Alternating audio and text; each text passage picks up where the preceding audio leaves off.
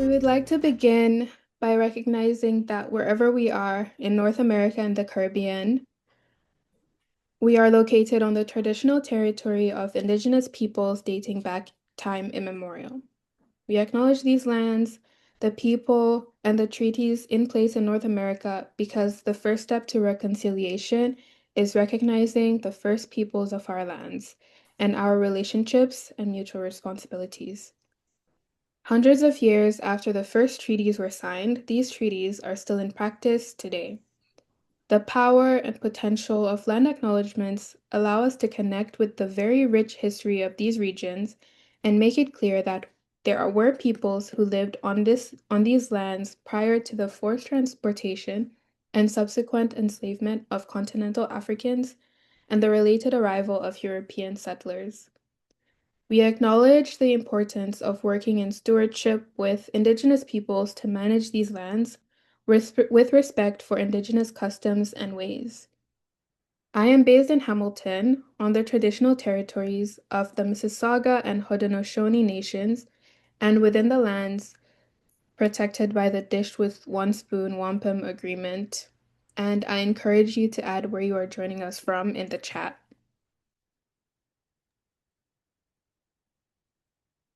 Thank you, MC. I'll do the African ancestral acknowledgement. We acknowledge those who have gone before us. Over centuries, over generations, our African ancestors arrived on Canada's shores and through Canada's ports, some involuntarily and others willingly. Peoples of African descent and continental Africans as enslaved peoples, as displaced peoples across Africa's diaspora, and as migrants. We have survived. Collectively, we have made an indelible mark. Despite the horrors of the transatlantic slave trade and over 400 years of enslavement, peoples of African descent have contributed to Canada's rich cultural and economic history. We have thrived. In solidarity, as members of Canada's African, Caribbean, and Black communities, we fight against the impact and effects of structural and institutional racism that African continental and diasporic peoples face every day. In so doing, as African descendants, we honor our African ancestors, regardless of origin. Thank you all for being with us today.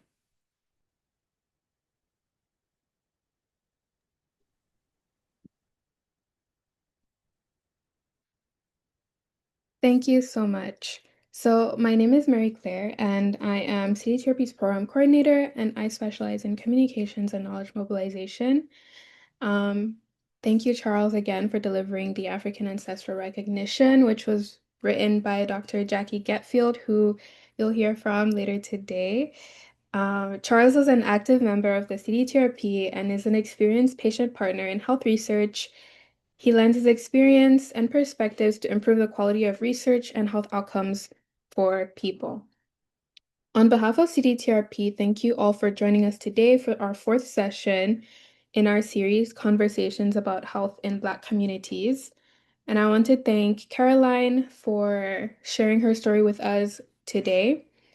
But before we begin, I wanted to first tell you all a bit about the CDTRP and why we are partnering with CARM to ensure that African, Caribbean, and Black voices are engaged in CDTRP's work.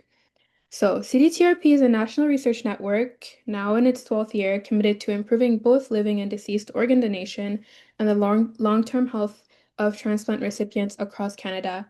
We support donation and transplant research by working in partnership with people with lived experience and communities to understand their priorities and co-develop health research and information that matters to them. And one of our goals through our partnership with CARM is to build partners with patients, families, living donors, donor families, caregivers, and individuals with chronic health conditions, as well as community-based organizations. And together, we want to work with you, those on the call today, to discuss health issues that reflect the needs and experiences of African, Black, and Caribbean Canadians who rely on or may one day rely on donation and transplant services. So at CDTRP, our patient, family, and donor partnerships platform is dedicated to ensuring that the voices and priorities of patient, family, donor partners are meaningfully integrated into all research projects and network activities. We are very proud to have over 100 patient, family, donor partners, which represents about 25% of the total membership of our network. and we recognize your involvement, is essential to co-developing impactful and relevant research. And while we're proud of the progress that we've made so far, we know that there's still a lot more that can be done to incorporate voices with diverse experiences within research. So our team, which consists of Charles, Manuel Escoto, and Dr. Jackie Getfield, have developed a patient, family, and donor research advisory group that focuses on the priorities of African, Caribbean, and Black communities in donation, transplant, and regenerative medicine. And so far, we've had 3 meetings with this group. And to make this initiative meaningful, we invite you all to join us and share your insights and leadership. And if you're interested in getting involved, please let us know in the chat or complete the survey at the end of the session and indicate whether you'd like us to follow up with you. So, Dr. Mucci, I'll turn it over to you to let us know about CARM. Thank you very much. Good morning or good afternoon, everybody. I'm Istvan Mucci. I'm a kidney transplant doctor at the Toronto General Hospital. And together with Professor Carl James from York University and Dr. Gatfield, who works with us at Toronto General UH and with CDTRP, I'm the co-lead of the Caribbean African Regenerative Medicine Program. That is one of the co-organizer of this webinar series. As I mentioned, I'm a kidney transplant doctor, and I do research in different directions of kidney health overall, but also I provide clinical care for patients with kidney health issues. And also want to emphasize that while some of the focus of Caribbean African Regenerative Medicine, the CARM program and CDTRP is focusing on research, we also want to improve health and healthcare that is received by African, Caribbean, and Black communities. So we try to focus on both research and the clinical care. And this is how CARM has come about. One of my research area has been for more than 10 years now is to look at health equity, how people from different communities, including ACB communities, have access to best kidney treatments. And our research initially showed that clearly there were inequities, disparities there. Patients from ACB communities had much less chance to get the best kidney treatments compared to white patients and maybe others as well. And so after the initial phase of that research, we were able to partner with Black Health Alliance and some other community organizations in ACB communities to carry out a fairly large project, which is called the Action Project, in which we interviewed or invited to participate in focus group about 100 people from ACB communities, both people who had lived experience with kidney disease and others who didn't. And as a next step to this work, we were asked to work with the Medicine by Design Network, which was a large regenerative medicine research program, to deliver information or start or build a dialogue to build trust in regenerative medicine approaches and ACB communities. And regenerative medicine in general deals with organ health and carries or tries to deliver a very innovative, cutting-edge medical treatments. It focuses on research, but also many of the regenerative medicine approaches are in clinical use already. And the overall objective of CARM is to build this dialogue, improve trust between communities and the medical and research communities, to ensure that these new and very powerful and helpful medical treatment approaches will get to where they are needed, and people in ACB communities will have access to these treatments, will have understanding about this. So we started CARM in 2022, and we have been working with communities, building webinars and in-person sessions as well, where we spoke about regenerative medicine, organ health, and larger health issues and access issues for ACB communities. And the other pillar that CARM is doing, and we are quite proud of that, is that we try to support, mentor youth from Black communities to get interested in research and medicine or medical care as a field for career aspirations. And currently, Dr. Gatfield has been leading a group of Black students from very diverse ACB communities to explore different research and community engagement opportunities. Currently, we have about 20-25 students who are part of our network. So, and finally, let me just briefly introduce Dr. Gatfield before she carries this over. She graduated from the current Ryerson University, which was or the past Ryerson, which is currently TMU. And she, as a communication expert, she worked as a broadcaster and public relations. And then a few years ago, she completed her PhD in looking at how Black mothers can negotiate the interest of their children with the education system, and what are the challenges that the system puts up for families in Black communities. Dr. Gatfield has joined us at CARM in 2023, and she is the program manager and director of this group. And as I said, she's mentoring our students and working with them to ensure that their objective is met. I hand over to Dr. Gatfield to take this over.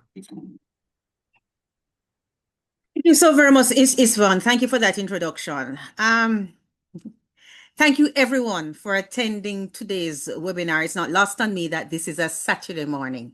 And it is a Saturday morning where, you know, it may not be sunny everywhere, but it's not snowing. We're in Canada here, and it's not snowing. And of course, it's not snowing in Jamaica, where Dr. Mills is.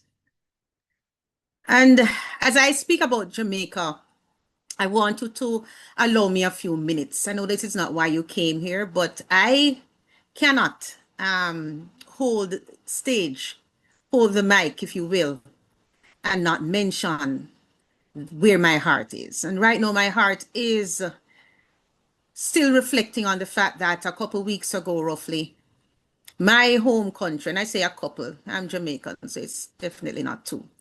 My home country of Jamaica suffered a devastating blow from Hurricane Melissa. And so as I begin today's webinar, I am thinking about this natural disaster and how it affects the world. And I say the world because Jamaica gave us so much and has given us and continues to give us so much. And I'm not just talking about Bob Marley, Beresford Hammond, and Buju Banton. I'm talking about the fact that Jamaica gave us Usain Bolt. And, you know, a few years ago, the Speaker of the House here in Ontario was Alvin Curling. Marianne Chambers has been MP of, I believe, universities and colleges. Louise Coverley Bennett lived here for a while, the renowned cultural icon. She lived in Canada for a while. And of course, Jamaica gave us Devron Swaby. If you don't know Devron Swaby, get to know that name. He's not here today, but I would be remiss if I left Devron Swaby out. On this call today, there are many who either were born in Jamaica or were impacted by persons born in Jamaica, their parents, grandparents, somewhere along the line, they were impacted by Jamaicans. And so, again, I must reiterate, although it's not the important thing, but it bears mentioning that all the presenters we have had so far in this 4-series event put through by CDTRP and CARM are either directly from Jamaica, born in Jamaica, or they, in terms of Tiana is daughter to a Jamaican dad. And the Jamaican dad, if you all remember, in the first webinar is Dennis. And Dennis is from Jamaica in Manchester, Jamaica. So I won't be long, but I wanted you to let you know how relevant Jamaica is in a very real way to this particular series of webinars. Jamaican Canadians right now living in Canada number about 250,000, roughly 250,000. That is the 30%. That number is 30% of the entire African, Caribbean, and Black population. So the population, that subpopulation is not insignificant. And I say this because Jamaica needs our help. Not just Jamaican Canadians' help, but Canadians' help. From all walks of life, from all ethnic background, from all cultural background. I am asking for your help. My country needs your help. The official reports say that 45 are dead and 15 still missing. 9 million US, 9 billion US dollars in physical damage. And at least 1.6 million people have been affected by this hurricane. And I want you to consider that 1.6 million is almost the entire population of 2.5 million Jamaicans who live on the island. So with this as the background that you can find online, I now turn to Dr. Mills. And Dr. Mills, I've spoken too long as usual. And so I'm going to ask you to spend another 2 or 3 minutes-ish telling us what's going on in Jamaica, on the ground, what's happening now. Hi, good morning, Jackie, and good morning to all of your attendees online and those to come. Appreciate the opportunity to speak about the effect of the Hurricane Melissa on Jamaica.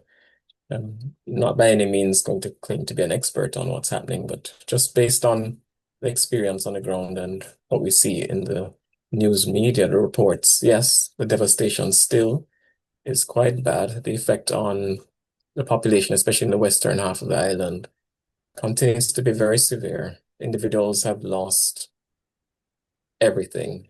No house, no roof, no ability to go about their regular day, to secure themselves, their property, their family, their livelihoods, everything disrupted. No electricity, no water supply, communications disrupted in the state of internet and connectivity, unable to get cell signals up to recently. And even now, a few individuals still unable to contact their loved ones by any means, really.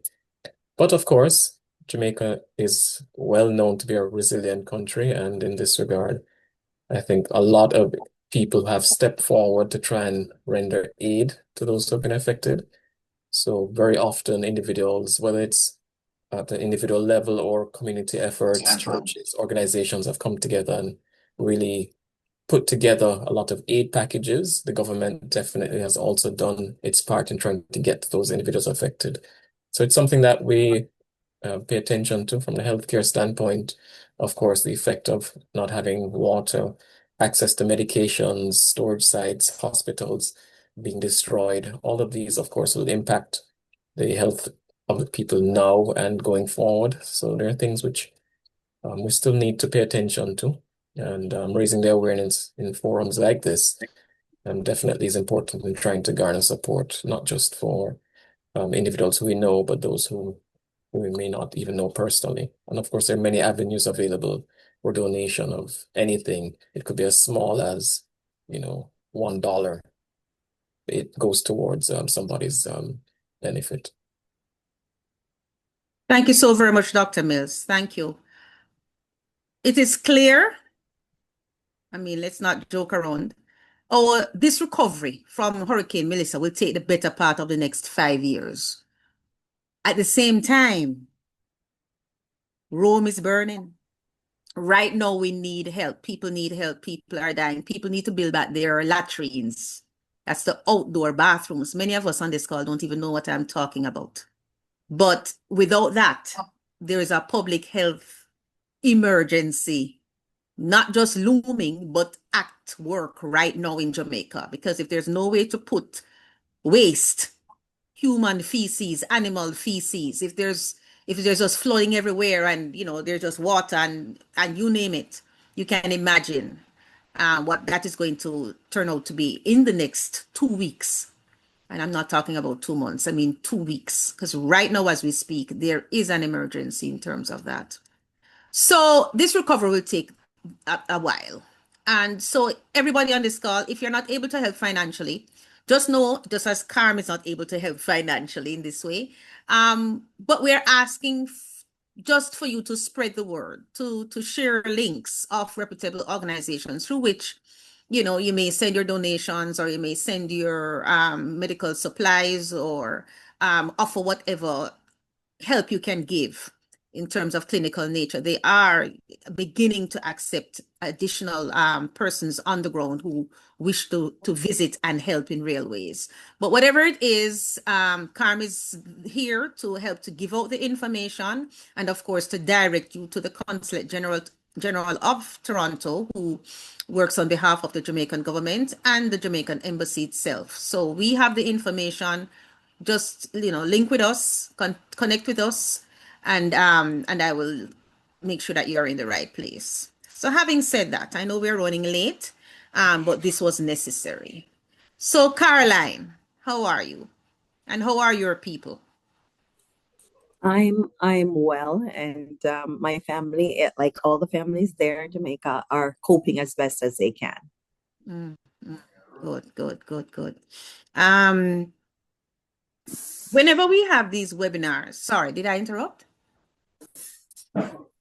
No? Okay. Whenever we have these webinars, I know that we run the risk of revisiting some negative emotions, because there's, the journey is never ever smooth and never ever linear.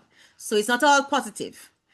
But we do these webinars because we know that each presenter has his or her own story. They have their own story.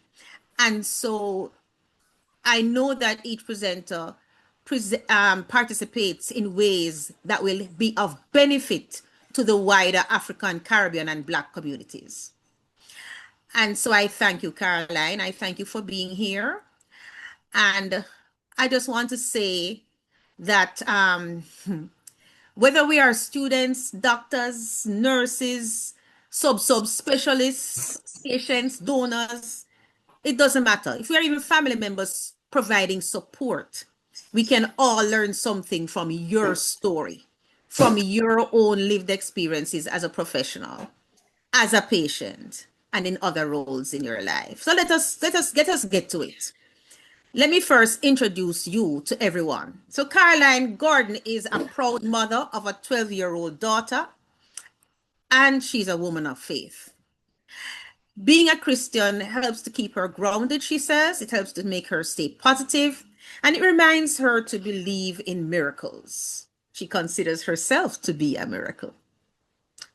You see, at the age of 28, Caroline was diagnosed with an autoimmune liver disease. It was a long, emotional, and challenging journey through the Canadian healthcare system. But through God's grace and the gift of an anonymous donor, she received a life-saving liver transplant. And that gave her a second chance at life. So she's here today with her daughter. As a Black woman navigating the healthcare system, she faced unique challenges. And this has given her a voice that cannot be replicated easily. She's passionate about sharing her story to inspire others and, of course, to help individuals in underserved communities in the African, Caribbean, and Black communities across Canada and beyond, really.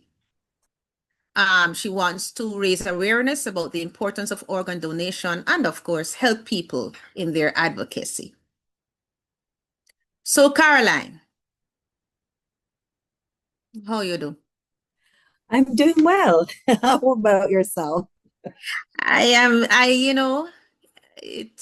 waves are rough, but my head is still above water.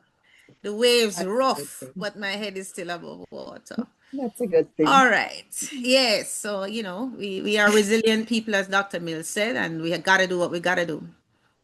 Tell me something. Why did you decide to take part in this particular webinar? And maybe you want to start with what your story is. How did you come to be here? And then maybe that will begin to paint the picture as to why you're here taking part in this webinar. Tell me a little bit about your story. Thank you, first of all, for inviting me. And my story is, I consider my story a journey. Like you said earlier in my introduction, that I was diagnosed with an autoimmune liver disease when I was 28. And as time progressed, my liver degenerated to the point where I needed a liver transplant. So, I mean, for me, my experience in general is important to share with others who may be struggling, going through the healthcare system, might not need what I need, but it's just important to share the story, to inspire and give hope to those who need that hope.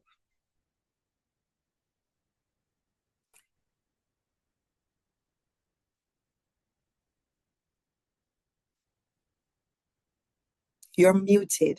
You're muted. Usual. I don't know why I do this to myself. You were diagnosed at 28. Prior to this diagnosis, what was happening? How were you feeling? How did this diagnosis come about? Well, I can recall the first instant that I kept having dizzy spells. I kept passing out. I wasn't sure what was happening. Like, I would go to my family doctor, and he would, like, the typical 28 having dizzy spell, passing out. The first thought that came to their head was maybe pregnancy, right? And so they did all those tests. I even went and did because you do a urine test, and then that that was negative. So they wanted to do a pregnancy test through blood, through some blood work, and that came back negative. So the doctor that I had at the time, I've had since I was 19, he worked at the Trillium Health Center, the Trillium Healthcare, and he sent me to do a CT scan, because we explored everything. We couldn't figure out what was happening. So at that point, he sent me for a CT scan. And from the CT scan, it diagnosed me with primary biliary. Otherwise, it's cirrhosis of the liver. So at first you thought you were pregnant. Then there was no baby. Then you heard cirrhosis of the liver, and you were not a drinker. I am not a drinker. I do not drink. I do not smoke. So I guess they said it's an anomaly. It said it does happen. One in every how many people may have an autoimmune liver disease. So at the time, at 28, you think you're in charge of the world. So that did not impact me as much as now that I'm reflecting, I should have been more scared, more worried, or something like that. But at 28, you think your whole life is ahead of you. You don't understand even your own organs in your body at 28, I don't think. So for me, I have a liver disease, they're just going to give me some medication and it's all going to be better. So reflecting now, it's like, yeah, I just have it's like I have a hypertension or or something. So it's like not a big deal. I take my medication and I'll keep moving on with life. Two things come to mind. One, when we are young, we think we are invincible. Yes. You almost, nothing can hit us down. And even when you hear the words, it can't be that bad. We No. just think it cannot be that bad. Me, die, sick. How could that be possible? I get you. The other thing that resonates with me as I'm hearing your story is not only that you're invincible, but what does it mean for the body to have an what does it mean to have an autoimmune disease where the body turns on itself? After the body, I'm an idiot. Why would the body want to turn on itself? The body, let me rephrase that. We understand that we are not idiots. We are not thinking unclearly.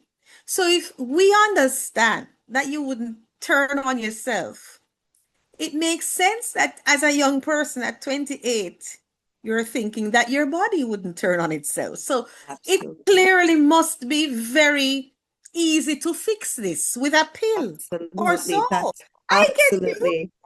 So because we're not idiots, this just don't make any sense otherwise. And the dilemma is that too, Jackie, is that, when you hear autoimmune, I didn't understand the liver, the function of the liver that well. Like biology was not my strong point. And so I did not understand the function and the importance of the liver, right? The life giver almost. It's like the liver. If you don't have your liver, then that's it, right? I think based on what was explained to me by the doctor, I think they could have gone in a little bit more in depth to say, Caroline, this is it's, oh yeah, it's just scar, like I was told, this is just scar tissues on your liver. So of course that's not going to bother me because the doctor doesn't seem that important to him. He's just saying it's scar tissues on the liver, we'll give you some medication to slow the progression of it. You're young, your body will bounce back and all these things. You're talking about fighting against your body, fighting against itself. So I think I wasn't, and I didn't do my own research. Again, the whole idea of invincibility and thinking that, you can take on the world. So that to me in itself, maybe if at the time it was described to me in a different way, I probably would have be more mindful of what was being said and took it a little bit more seriously. But hey, you know what? It is what it is. Because guess is. what? You don't know what you don't know. You just That's don't true. know what you don't know. That's true. So there's no need to, like if we even go back, it's still not gonna fix it. So Sure. what happened physically? Was there in terms of your blood count, in terms of your blood pressure, what kind of medication did they put you on? What did that look like? And did that help? What I'm trying to get at is why a transplant? Okay. So, at the time of diagnosis, after doing the CT scan and doing a liver biopsy, I was placed on a medication called Imuran. And Imuran is really like, it's almost like I think it's Imuran and prednisone. And so it's to help to suppress the progression of the disease, right? And to also, help me with my liver function. So those medication were fine. I know for me, the prednisone, like it's a medication that's almost, it's a steroid. So I found that I was gaining weight like nobody's business. I was eating at all hours of the night, couldn't control my eating cravings. My cravings were unreal. I love sweets. It was just incredible. But I didn't know that was one of the side effects. I was told that I would have chickmunk cheeks. Oh, and that's pretty much it. Like you'll get chickmunk cheeks and like a little dark circle under the eye. But I'm young. It didn't mean too much to me. So the Imuran was good. It helps to suppress the spread or the progression of the scarring on the liver. And so did the prednisone, help to calm and to help balance out your immune system. So those pieces are okay. The only challenge was just the eating and the gaining of the weight and all that. And you know, as again, we're gonna be cultural as a Jamaican woman. When you put on a little bit of weight, it's not that much of a thing because you know, people like when you're fat and not fat as in obese, but you know, you have a little bit of flesh on you and you're looking nice.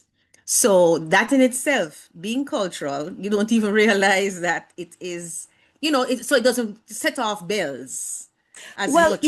on the contrary, I'm going to say like yes, Jamaican, but it also depends on your friend circle because everybody was in the gym. We were always, Oh, okay. yes. So that's another Mm, thing, right? So we mm-hmm. were always in the gym. We're always trying to stay fit, have a flat stomach. So it also Mm. depends, age, your friend circle, your social status. So that was a big blow to me. That was an even bigger blow than the actual diagnosis of having the Oh my scar tissue on goodness. the liver. So Wow, wow, wow. So what happened then to make it, if everything was being kept, you know, on even keel and you weren't worried, except of course for the increase in your girth. But if you weren't worried, how come, why the transplant? And what was your doctor saying why you needed a transplant? Why were you placed on the transplant list? okay, so as you asked earlier, you like what were the blood results? What were those? So as I was on these medication, it appears that it is not as progressive. The scarring wasn't as fast. It wasn't a fast progression, but it was progressive. Because remember, I said I at the time I was 28, and I got my transplant when I was 49.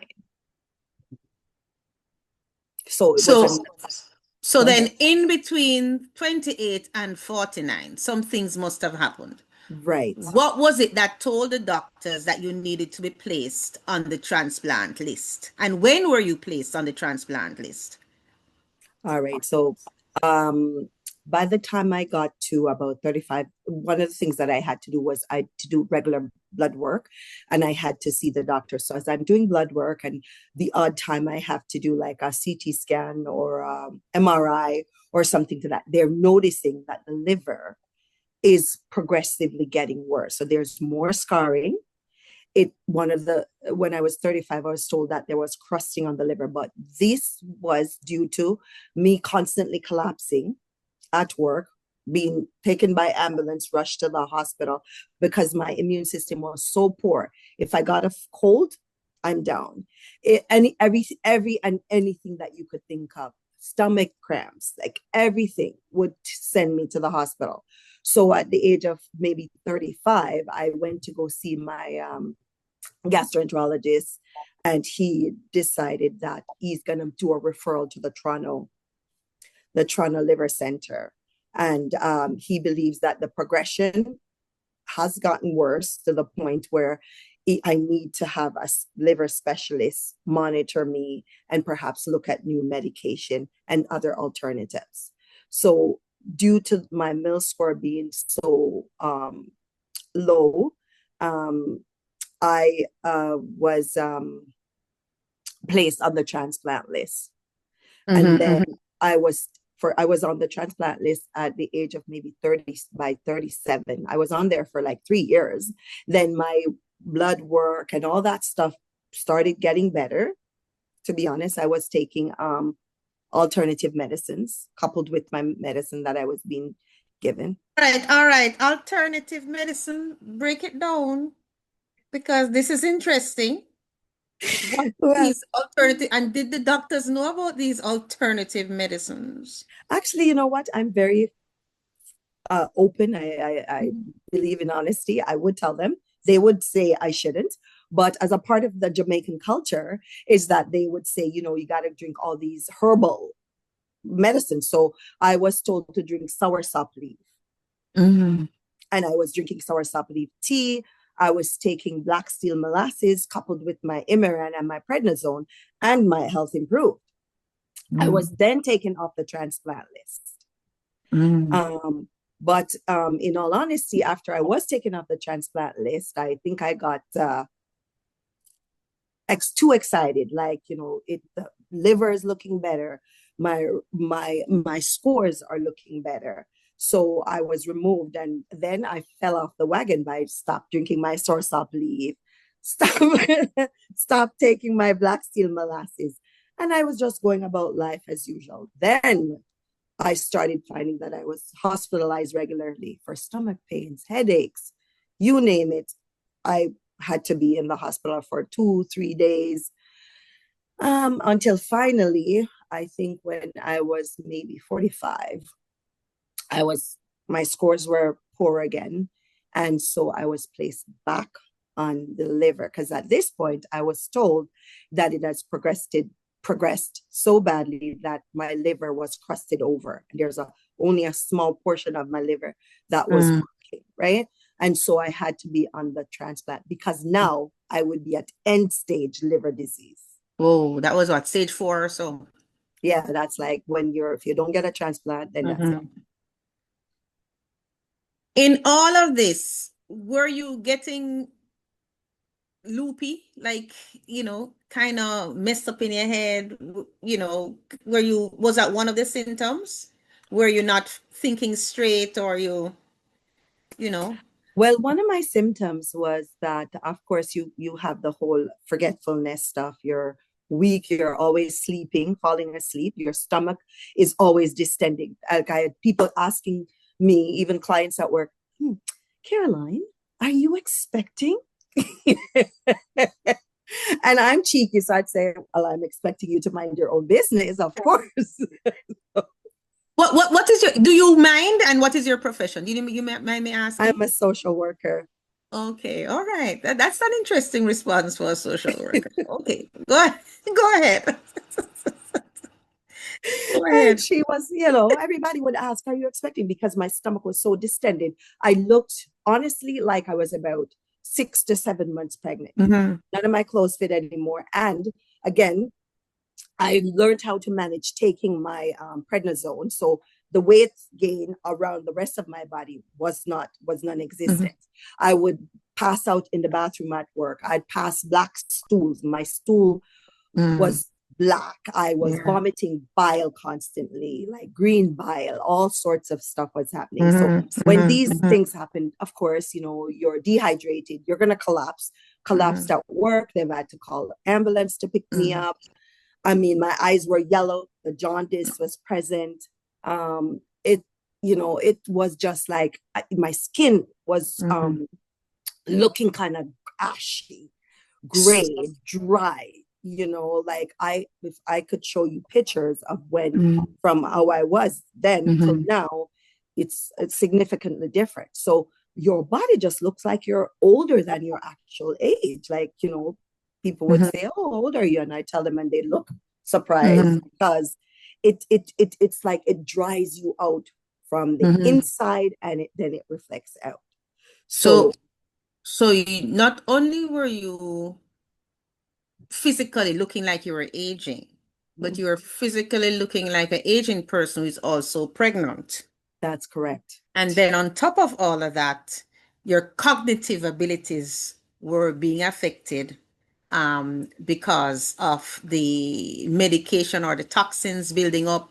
So it's the color of the skin, the cognitive ability, etc. So when all of this is happening, and your family, the closest to you, who knows you, who know what you used to look like, what you used to sound like, who knows when you're talking nonsense because, the toxins building up in your blood, and, the liver not clearing it out as fast as it should, all of that happening. What did your family members say when they heard that you had to have a transplant, that you were on the transplant list and you had to get a transplant? That's kind of a loaded question in a sense. For me, it is. But when I needed a transplant, I guess culturally and not understanding and not having the education of what that entails, nobody kind of took it seriously. They're like, oh, you need a transplant, No one took it that it wasn't that serious in the family circle. Nobody was worried, or when I say I have end stage liver disease, nobody really Like, I mean, it's not something that I don't even know. Like looking back now, and when they heard that, nobody, they knew I was sick. They knew I looked awful. They knew, somebody even said to me, I went out one day just to the store. She's like, "Oh, why are you wearing a face mask, a mud mask?" I said, "I'm not wearing a mud mask." And she said, "Oh my God, your skin is so dark. Like you are so, don't you see your skin looking so dark?" So it messed with my mental health, my self-esteem, and constantly people coming up saying, "You know what? Are you pregnant?" And that's not the case. So it's like you're not getting the support that you think you need, or I didn't even know what I needed at the time.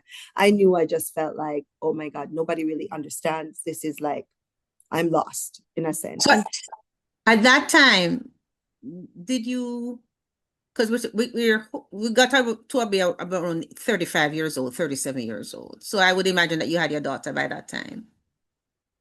Or you didn't have your I daughter at that. no, because I actually So was on. what was your family circle then at that time? Because that is what I'm trying to fix to understand. Those closest to you, who were they? Were they your siblings? Were you living away from home? So that means you mostly had friends, close friends. Were you near to mommy and dad? What was your close community like? What were your support system? What was that like? It was all of that. My siblings are all here in Canada. My mother Okay. is here in Canada. My father is deceased. I Mm-hmm. had the church family. I had my social friends that I interact with in the community. So I had everybody around me. But again, Mm-hmm. and I'll keep leaning on this, I think it's a lack of education within the Black community Mm-hmm. around organ disease, organ donation, and understanding of the function of all your organs. Not that these people didn't have their masters in other areas, business, and other things, but Mm-hmm. again, I don't know if it's just the nature of our culture that we take we take it seriously, but it's not the end of the world. We know that this happened, and then this is gonna happen.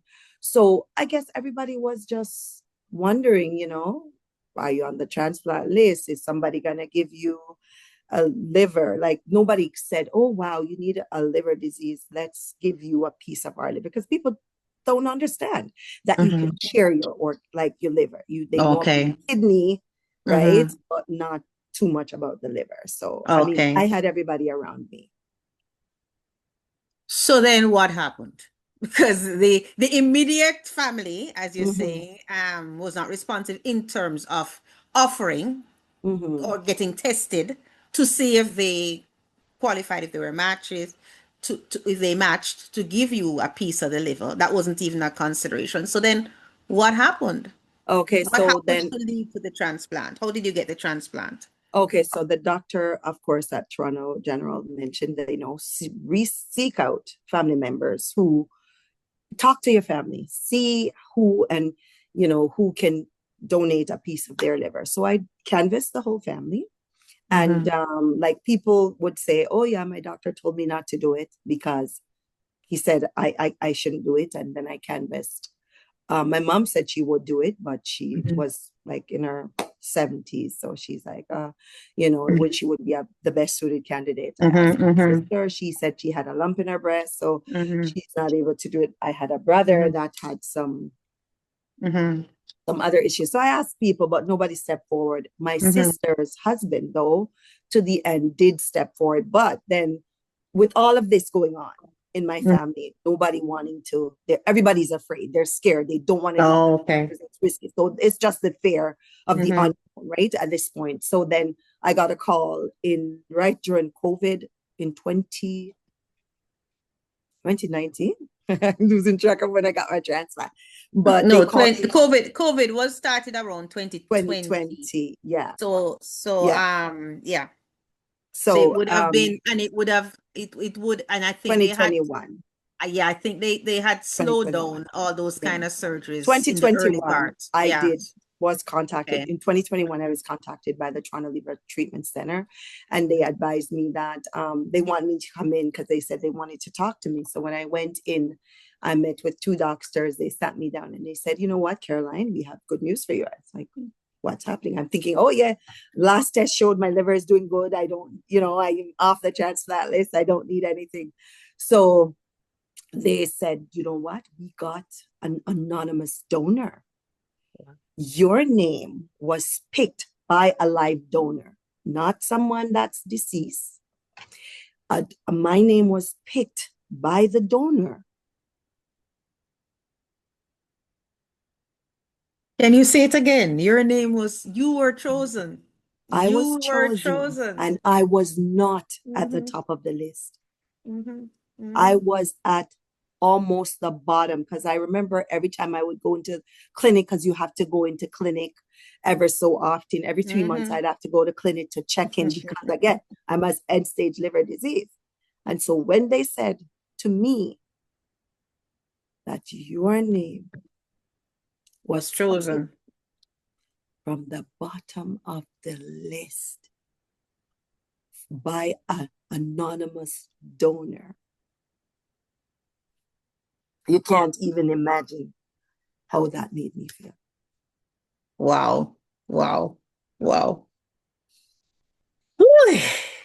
Take a breath. Take a breath. So your name was chosen. Right. You clearly drop on your knees and you praise the living God that you serve. And then what?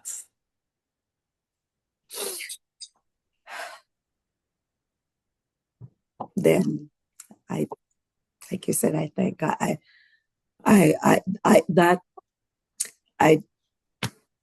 Words, take a breath. Take a breath.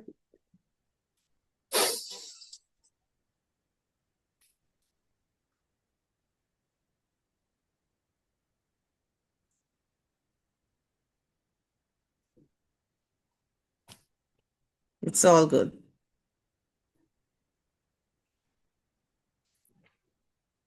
So when the doctors told me that, I was in shock. I'm like, someone picked my name, me. I couldn't believe it. And so I thanked the doctors. I left their office. I went home because it's just me and my daughter. I'm a single parent. It's just us two. And we live by ourselves. But my family lives in about an hour from, well, they live in the Toronto area. I live in the Brantford area, southwestern Ontario. And I called a few of the family members and said, I was gifted a piece of liver. Thank you, Jesus. And we praised God and we said all our alleluias. And we were just elated and thinking about the goodness of God and all that stuff. And then one of the sisters said to me, wow, I wonder who gave you that liver. I wonder if they're going to use you as a guinea pig and it's an animal liver that they're giving you. They said, who asked you that question? My sister. Oh, one of your, okay. Okay. So it's either you are the guinea pig or you're getting a pig liver. That's essentially the question. What was going on? All right. It's good to field all the questions. So what did you say and how did the family proceed? Well, I started panicking. You're actually taking it on like it is a thing. Okay, then. All right. Okay. Because logically, not even thinking that faith and that whole belief sinking in, you're thinking, oh yeah, what are the odds? Why would they have so many people on the list? Why would they pick you? Like, why? Like, that's strange and that's really weird. And so I took it on. Anyways, they told me to go home. I gotta stop working, stay home, just because the COVID was still prevalent. And, if I had COVID, I couldn't have gone for the surgery. So, of course, I told my workplace, I told my supervisor, like, I'm gonna take time. I'm gonna go for my liver transplant in July 19th. So I'm gonna stop working. That's The July 19, 2021. 2021. Mm-hmm. So And then so, how did so let us say that the pig liver thing came out of your head, and because I'm hoping that you, when you did proceed, and I'm going to ask you, you proceeded with the knowledge and intent that you're going to get a human liver. I'm yes, hoping that is what you proceeded up with. until the day of the surgery. Okay. What was the role of the church in all of this? Because you said you're a Christian woman. You went to church. Mhm. Mhm. Somehow the devil got into your head clearly at some point in between the faith and all of that, the doubt. Mhm. So, we Christians say the devil got into your head, but you know what I'm saying. You're the humanness, the Yes. human in you decided to go along with Oh, what your trusted sister planted in your head. So when did that shift occur? What role did the church play, if any? What role did the doctors play to convince you that you're gonna get a human liver and there is no chicanery or trickery regarding you being at the bottom of the list, but somehow getting chosen, and you're going to get the real thing, even though you're at the bottom of the list, you're still getting the real thing, and this is real life and serious business. it is. So when did that shift occur for you to take this seriously and move forward? The shift happened like I think almost immediately. I think it's just, I mean, I had it in my head somewhere, but Mhm. the role of the church was so instrumental in all of this because every minute when I'm out and I'm down, the church was the first to come to pray. They came to the hospital. They visited, they prayed, they gave glory to God for this person that we didn't even know. They prayed for the person because, of course, it's anonymous, so you don't know who it is.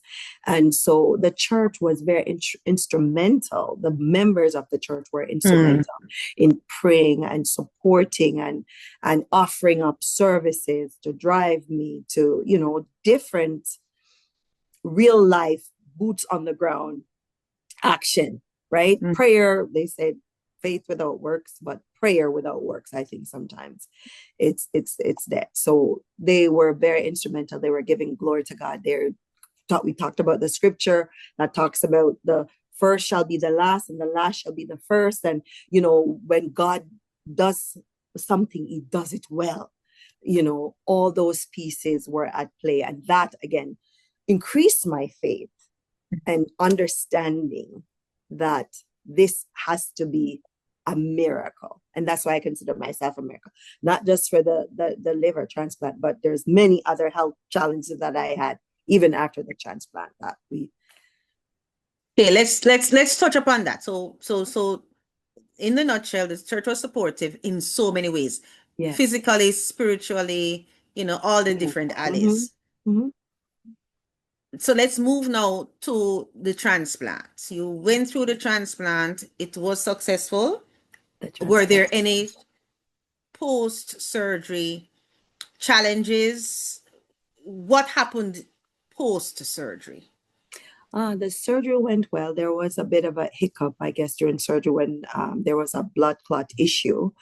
So they were able to manage that out. And after the surgery, I stayed in the hospital for about 2 weeks, but I kept going back because I kept having headaches. I was placed on all the anti-rejection medication and everything like that. And I the pain management was not the greatest. I was in constant pain after my transplant. That Mhm. was such a rough time for me in my life where the pain was unmanageable, unbearable. I would But have why to is go. that? I Why would you come out of surgery?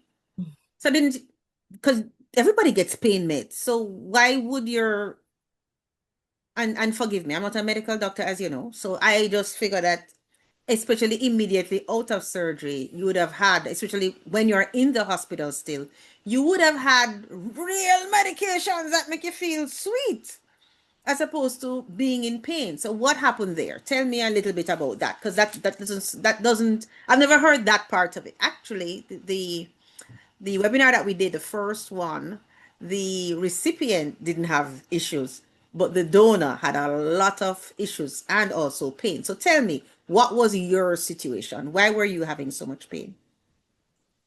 I was having those medications, but I kept telling them that it's not enough. And I don't know if the nurses took me seriously that I'm in real pain here. Mm.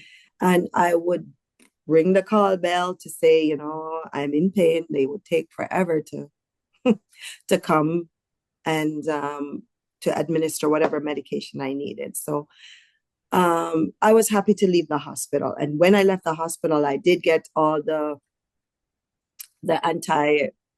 narcotics medication, narcotic medication, and still the pain was just not going away.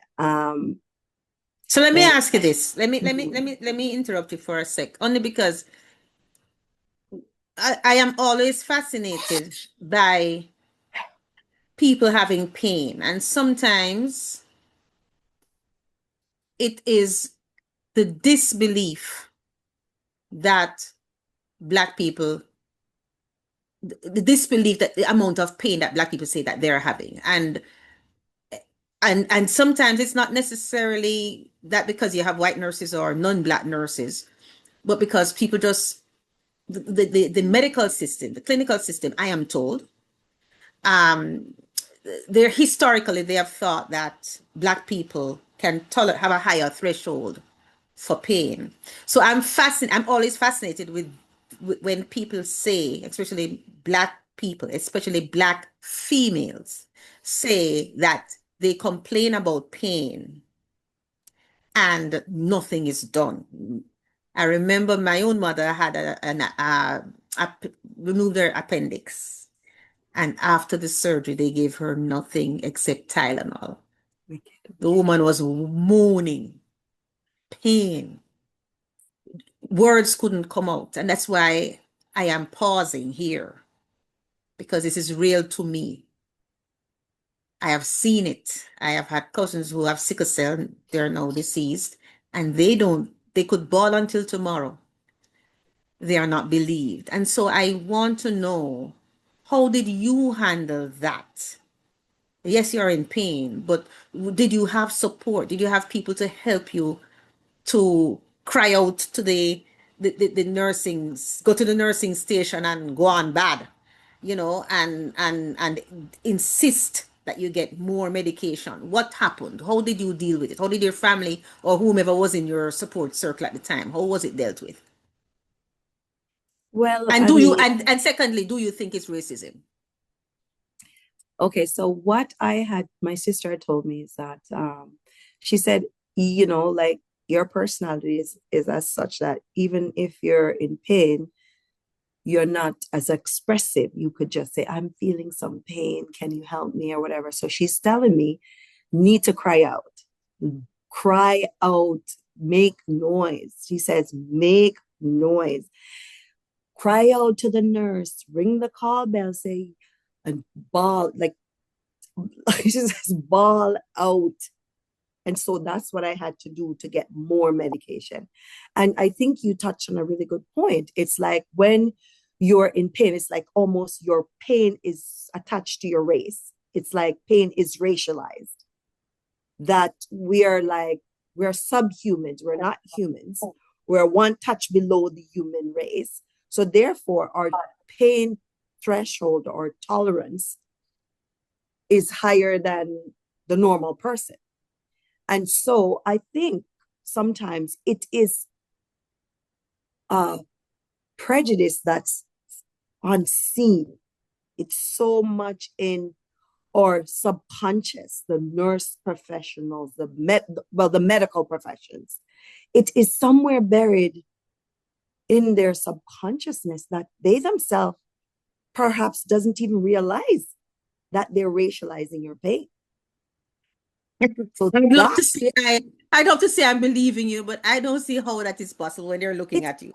They're looking at you. They're seeing in pain.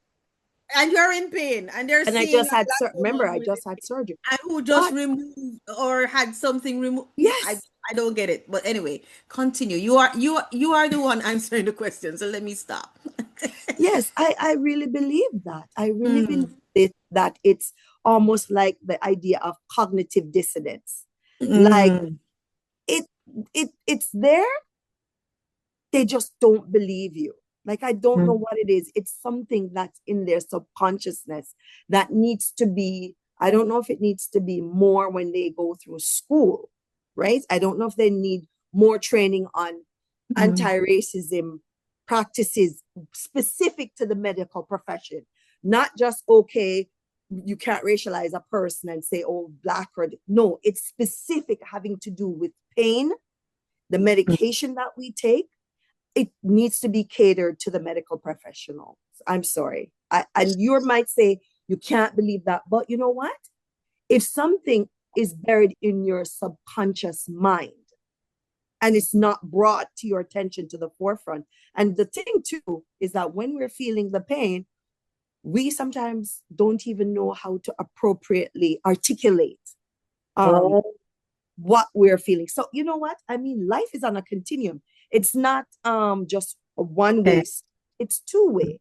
You know, we'll be having conversation and we're in pain.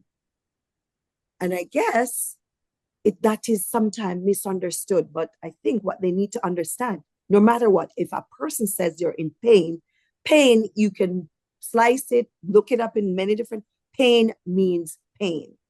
Mhm. I had a woman who said when the paramedics said to not a woman, my mother, what level of pain are you experiencing, Mrs. Getfield? The only thing she said was pain. That's all it is. Yes, She's not in the quantifying of pain because at that level of pain, pain is just pain. I hear you. pain. But outside of surgery, was there any other instance where you experienced this, as you said, clinical the clinical profession experiencing cognitive dissonance regarding Black people's pain? Were there any Everything, other? every opportunity that I had at the hospital, to be honest. Because when I was discharged from the hospital from the liver transplant, and I'm grateful for the Toronto Liver Treatment Center, I'm grateful for my surgeon, but it's just the aftercare bit of it.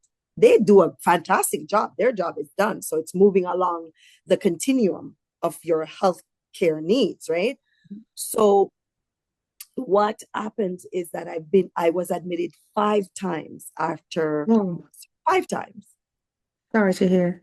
Yeah, 5 times. The pain management was one. My constant headaches that they couldn't figure out what was happening. And so I would go to the hospital and I'm sitting in the waiting area, being a recent recipient or a transplant Mhm. recipient, waiting in the area, crying, tears running down my face, my sister rubbing my back, talking to the nurses, saying, she's in pain. Nobody's taking it seriously. Oh, there are 2 more patients ahead of her. My sister said, but when it's triaged, right? When you're in the triage piece, aren't you supposed to look at those who are bleeding, those who are in pain first before? And so we had to really speak up and advocate for that. Once I would get into a room or something, I remember one time I was in a room and I was doubling in pain. And the lady, the nurse, said, we have to put you out in the hallway. Meanwhile, I'm on the floor with pain. We have to put you out in the hallway because we need to put another patient in the room because that patient needs to be examined. I'm like, are you serious? I'm here in pain. The nurse didn't administer my medication yet. What's this business about me moving? And so, to answer your question,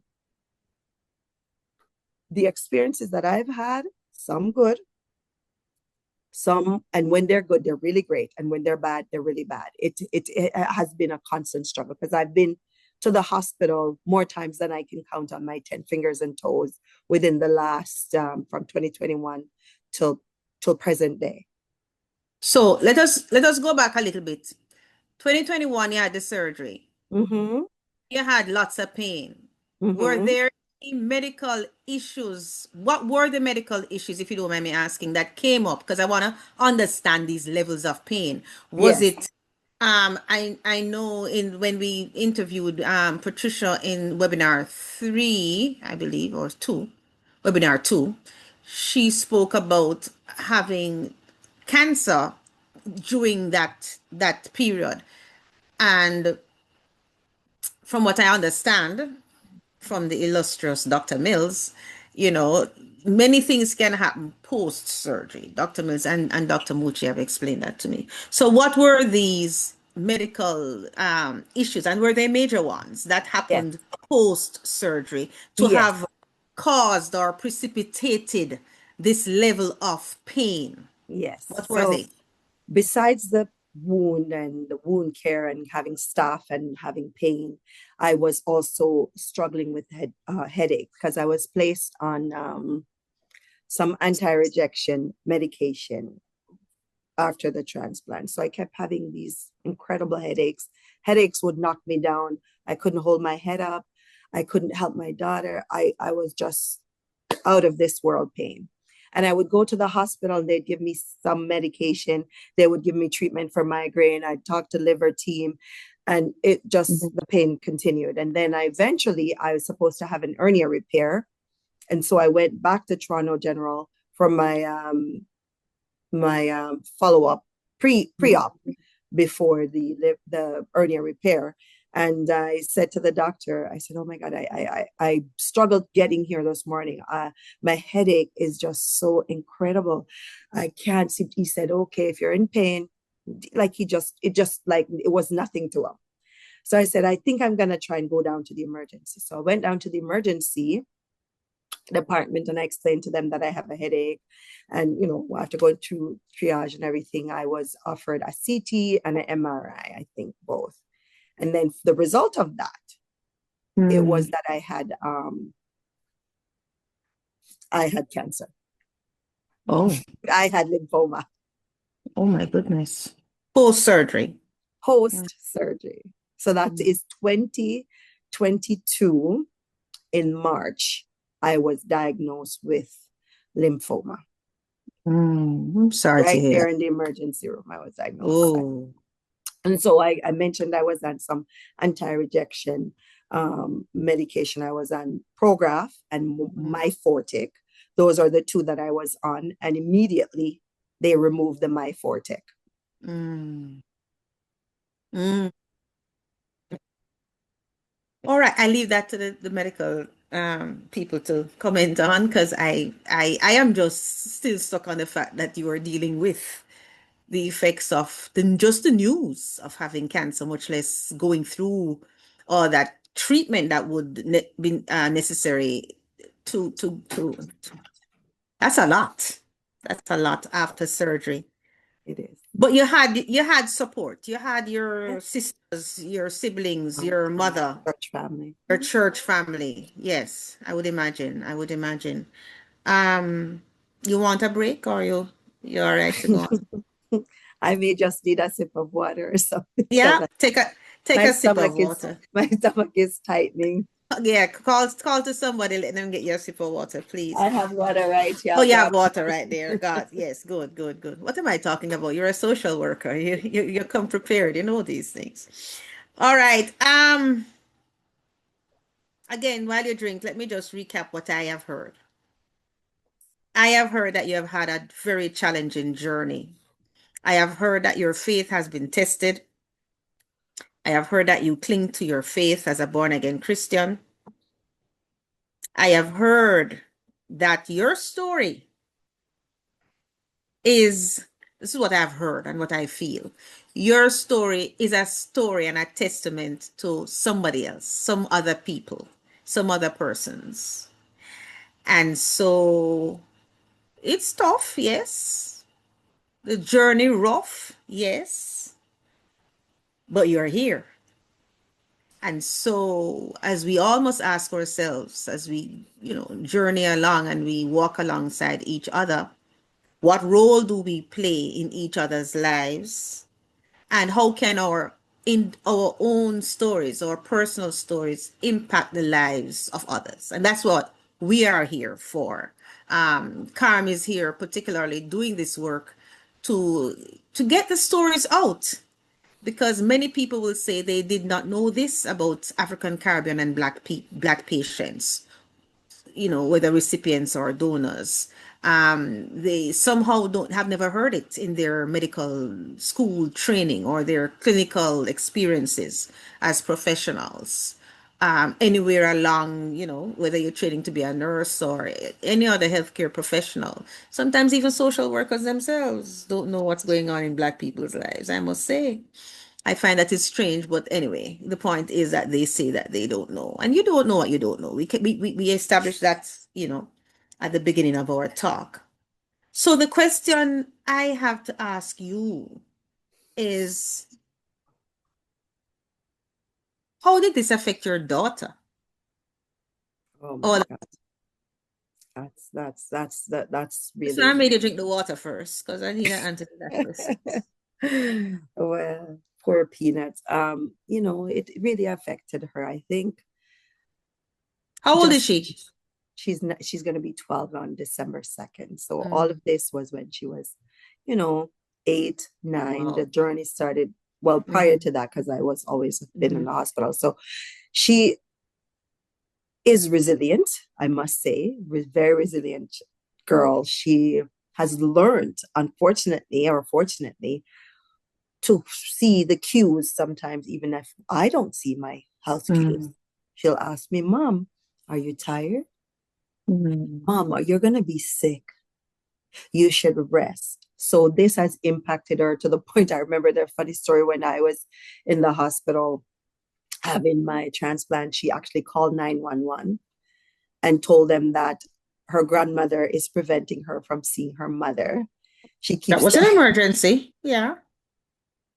That was her emergency. Yeah. so it has really impacted her. So, like her emotional well-being again was impacted. I mean, me being away from her so much, being hospitalized, being cared for by others, not having the consistent, caring, loving mother that a child her age should have. But within all of that, she's resilient. She has my safety plan. If I were to get sick while we're here in the house, she knows who to call. She knows who to care for, is supposed to care for her. And so with regards to the the holistic situation with my daughter, her emotional, physical, mental, educational well-being. And I think even her educational well-being, it's set back as well because missing school is gonna set her back. So now I'm trying to rebuild those pieces by getting a tutor in place and those things to support her. And so it's been quite a journey for both of us.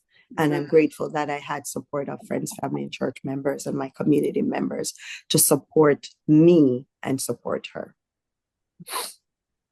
I thank you. Again, I cannot tell you how much I thank you for your stories, because each person who speaks on this series, that is aptly titled Conversations in Black Health, everybody has a different story, and it impacts the listener in such a different way, because there's no one Black story. There's no one way that things must happen, and therefore you must respond in a particular way. You know what I mean? Right.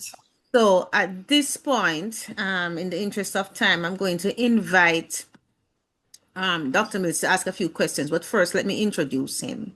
So again, thank you very much, Caroline. We're not finished with you, so drink some more water because we're coming back. Dr. Mills is coming back, but let me introduce him first. So Dr. Mike Mills is a graduate of the Doctor of Medicine Internal Medicine program at the University of the West Indies, Mona campus. Subsequently, he did training in gastroenterology in Edinburgh, Scotland. Currently, he is a member of the Association of West Indian Gastroenterologists in the American Society of Gastrointestinal Endoscopy. He's a fellow of the American College of Physicians and a fellow of the American College of Gastroenterology and a fellow of the Royal College of Physicians in Edinburgh. Currently, he is the governor of the West Indies chapter of the American College of Gastroenterology. He's a past president of the Medical Association of Jamaica and a past president of the Association of Consultant Physicians of Jamaica. And he has been an associate lecturer with the Department of Medicine, University of the West Indies, Mona campus. He has published in peer-reviewed journals, presented at numerous seminars on the topics of gastroenterology.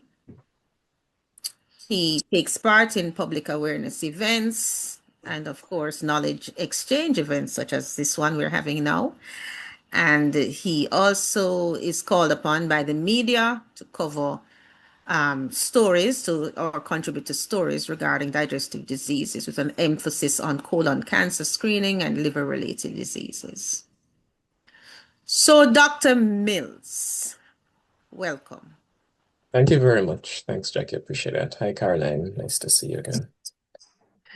Okay, so thanks for the introduction. Before you go on, I just want to clarify. So I was vice president of the Medical Association, not president, but no problem. That's fine. Okay. All right. Okay. I Okay. promoted you. I promoted you.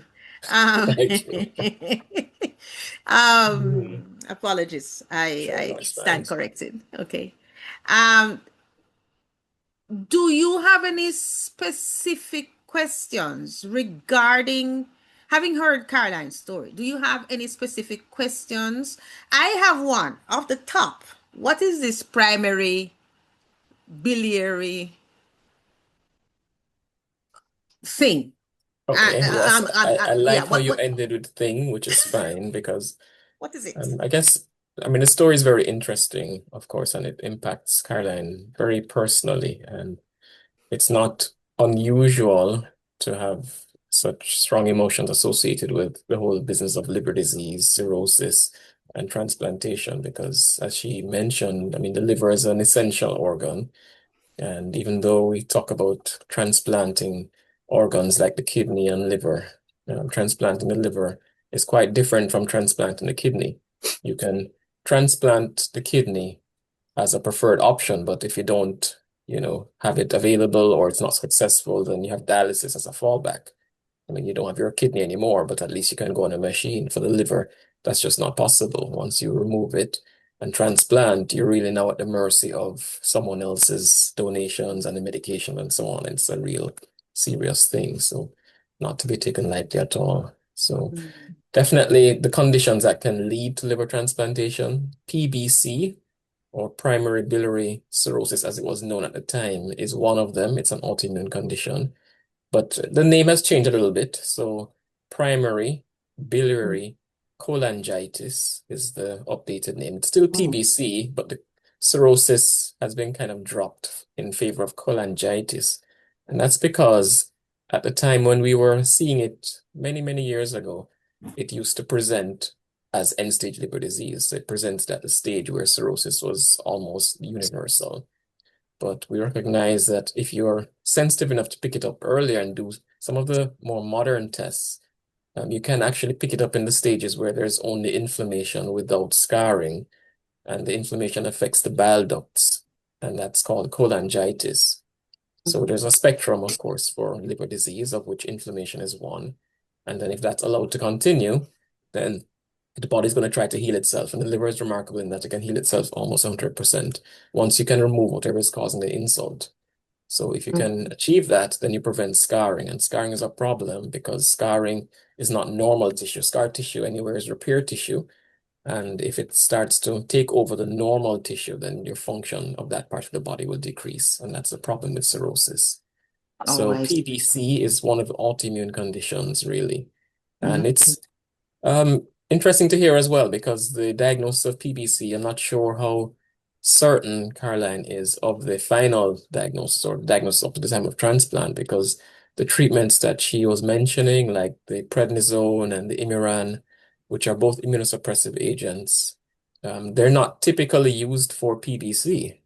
They're typically used for autoimmune hepatitis, which again is another form of autoimmune liver disease, but it's purely inflammation. It tends not to affect the bile ducts as much. So in the individuals who have autoimmune hepatitis as a pure condition on its own, yes, prednisone, yes, azathioprine or Imuran are the medications. So PBC, they don't work that well. So if they were being used for PBC, and I mean, I wasn't involved in her care, so I'm not gonna, knock what was happening without having all the details and so on. But just generally speaking, if the diagnosis was PBC, then they would not, the medications would not have impacted the outcome at all. So there would have been a strong risk for progression to cirrhosis and need for transplant and so on. That's And so, kind of just to Doctor, clarify. yeah, so Dr. Mills, you are correct in that saying. When I was first diagnosed, it was primary biliary. As time went on, I was told the autoimmune hepatitis. And so then I would have to explain to people, like if I said I had autoimmune hepatitis, I'd have to say it's not like you can get it from me or something like that. So Yes. at the final end of Okay. it was an autoimmune hepatitis. That's right. Okay. And that's important to clarify, definitely, because it fits the picture as to what's happening.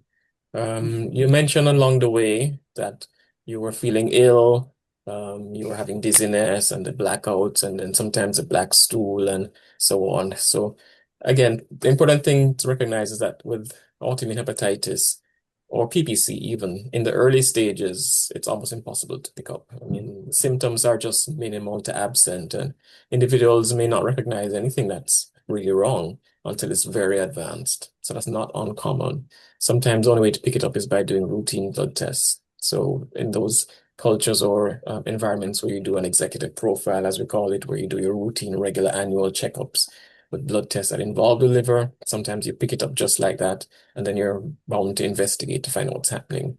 Outside of that, by the time individuals present, it's really going to be pretty advanced. If you have jaundice, which is yelling of the eyes, or skin or urine, or if there is the complication associated with it as well, because by the time you get to the stage where you're having like swelling in the abdomen or black stool, that really suggests that there's a complication of cirrhosis or scarring. And those complications can cause bleeding inside or fluid to build up where the function of the liver is basically now being lost. So that's quite an advanced stage. And of course, at that point, the symptoms are pretty severe and will cause you to be admitted quite often. And now you're considering, boy, do you need to go on a transplant list to try and rescue the situation, really?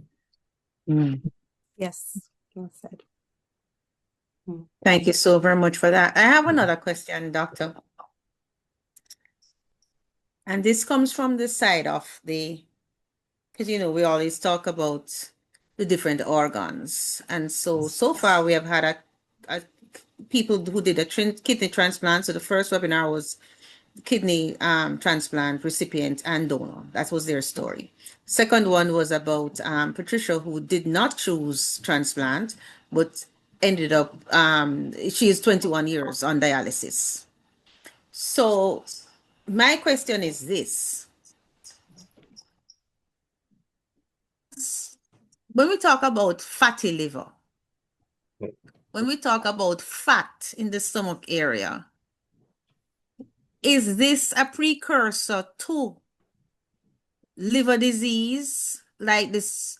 I know autoimmune would suggest that it's not, it's autoimmune, so it's the body attacking itself. But the question is, do these other things contribute to the body eventually attacking itself? Is there any link between Right. fatty liver, fat stomach, Sure. So obesity? lots of different terms being thrown out, which is fine to clarify. So definitely we spoke about fat in different ways throughout the conversation that you had with Caroline, and it is relevant, definitely. So the fat that we tend to look at is the fat which is sitting not necessarily inside an organ, it's just in the body generally. So there's fat where you're obese or overweight. And then that can cause complications just because of the fat that's present, the obesity associated with the diabetes and the high blood pressure and all those other problems. Yes. That can cause the stomach to get distended in itself. And by itself, it doesn't really have an autoimmune component to it. In terms of fat affecting other organs, for example, the liver in this case, yes, there's a condition called fatty liver. To be fair, it used to be called fatty liver. Over the last year, the term has changed a little bit. It has a very long name called metabolic associated steatotic liver disease, which is The, basically, yeah, they've taken away the fatty liver term somewhat in the medical literature because, not because they want to confuse doctors and patients, but because the fatty term is a bit stigmatizing. So people don't like to be referred to as fat. And so they're trying to take away anything that says, fat as a stigmatizing term. So fatty liver, even though we understand what it means, it's not technically the medical term for it anymore. But we can continue to use it for understanding, which is quite fine. So when that happens, the liver, which is a big organ which helps detoxify the body from all waste products, and it also helps to make proteins and so on, it has a very large role to play in metabolism. So the way your body helps to break down things for energy and so on, whether it's glucose and fats and proteins that you have in your diet, or when you break down those things, it has to be stored somewhere. All the excess energy gets stored, and the liver helps to store it in the form of fat. So it stores the fat in itself, basically. So the liver can have fat, and if you have too much fat in the liver, way more than it's supposed to have, then it starts to show up in the blood test, and that can cause inflammation in the liver. And it's no different from somebody who drinks alcohol and affects the liver. So when you drink alcohol excessively, it causes fatty liver. But when you have fatty liver, strictly speaking, it's individuals who have fat in the liver, but they don't have a history of alcohol use. They're not taking medications that causes, there's nothing else, just usually being overweight or having a propensity to having this fat. So that's separate and apart from autoimmune liver disease. Autoimmune liver disease is where your body, your immune system, for whatever reason, decides to switch on overactively and says, okay, this part of the body that I'm seeing is not supposed to be here. It's not your part of the body. So I'm going to attack it like it's something foreign. And so it starts to destroy that organ. Liver can be affected, the skin can be affected, joints, rheumatoid arthritis, thyroid disease. These are all autoimmune conditions. So if your immune system thinks something is, foreign to you and is trying to attack it, which it's supposed to be doing, and the way to combat that is ideally to take away whatever is driving it in that way, if you can identify it. But often we can't, so we don't know what's causing it. Sometimes an environmental toxin could be doing it, so individuals exposed to chemicals or in some environmental triggers like that or something. If you can find it, perfect. If not, then we need to look at the immune system and say, okay, we need to kind of damp it down and suppress it a little bit. So that's where the medications come in. So we give medications to suppress your immune system generally, so it doesn't attack that organ. But of course, by suppressing it, you're also reducing the likelihood that it can fight other things that it's supposed to fight. So now you're at risk for your environmental exposures like your bacteria, viruses, and so on. And so you get risk for flu and feeling sick and diarrhea, all the things that normally your immune system is supposed to. And it also increases your risk for cancer because your immune system is also designed to pick up whenever your cells make a mistake in your DNA and then start to grow rapidly, which is what cancer is. The immune system sees that immediately and says, okay, this cell needs to be destroyed before it can become cancer. If you suppress the immune system, it's not going to see that very easily. So cells that normally will make a mistake in replicating or dividing get a chance to grow out of control, and then cancers can increase in the setting of immune suppression. So all of these complications are associated with, of course, autoimmune disease. Other things can also affect the liver. So medications, alcohol, as we spoke about, all these other different things, viruses, for example, hepatitis B and C and so on. So this is a spectrum of things that we tend to see. In this setting of autoimmune liver disease, of course, it's not uncommon in Black individuals. It's something we see tend to happens more in females, younger individuals when it does happen. Most individuals don't need to go on to transplant. It really depends on the individual's risk profile and some things in terms of medications, how they access healthcare. Different things will lead to different outcomes. But transplant is something which, of course, may become necessary, and it's always good if you have an avenue available to access it, as we discussed. Which brings me to two questions. Number one, if Caroline were living in Jamaica, would transplant be an option? That's number one. And number two, sorry, did you Yes, go ahead, number two. Um, I interrupted you, so I didn't hear the response to number one. No, So, I'll answer. Go ahead. okay, and then number two, are there groups, racialized ethnic groups that are more genetically predisposed to develop autoimmune hepatitis, for example, or any So, diseases related to the liver? You know, like how you have sickle cell, sure. Yeah, right? so Are there right. groups that There are, are groups that are predisposed to autoimmune conditions. They tend to be more prevalent in the Caucasian population when it comes to autoimmune liver disease, but autoimmune conditions in the African American or Black population are quite common. And the one that we tend to see most is systemic lupus or SLE. So that's an autoimmune condition that affects our race. Not that predominantly it is, but proportionately it affects the African American population far more, and Mhm. certainly something that we see in Jamaica and other populations that are have a predominance of or mix of individuals. So that's one thing. Outside of that, there are other conditions, environmental exposures, temperature and climate and so on, which make autoimmune conditions more common. And there are populations of Jews, for example, that have a very high genetic predisposition. So yes, there is a genetic and cultural and social. There's a link there, but it's not exclusive. In terms of being able to access liver transplantation in Jamaica, I would say broadly no. We don't have the ability to offer, especially in adults, liver transplantation. Unfortunately, it does require a lot of resources, not just technical knowledge in terms of doctors and nurses and support staff, but just the cost of putting a program together, which is a successful program, does require significant input. For pediatrics, there's definitely been um, a start to liver transplantation. It's not native to the island, and I say that to say that visiting teams from overseas at more resource centers do missions at the local hospital, Bustamante Children's, where they will, Okay. for the last 3 or 4 years, have been doing well, interrupted somewhat by COVID and so on, but they do missions, maybe 2 or 3 transplants do happen in selected individuals when the team comes down. So for pediatrics, definitely. It's easier to do with pediatrics.